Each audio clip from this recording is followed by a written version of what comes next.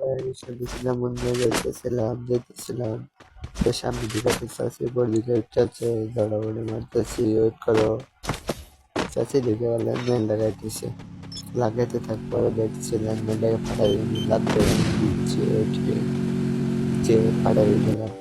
কি চাষি দিকে এবার হুঙ্কার দিতেছে আমার সেটা মজা হয়নি তো গাড়ি লাইট গাড়ি চালাতে লাগাইতে পারি নাই ওটা পরে আবার মরবে ভাই লাগানো যায় হেলমেট লাগাইলে প্রথম তো জিতে দিত ভাই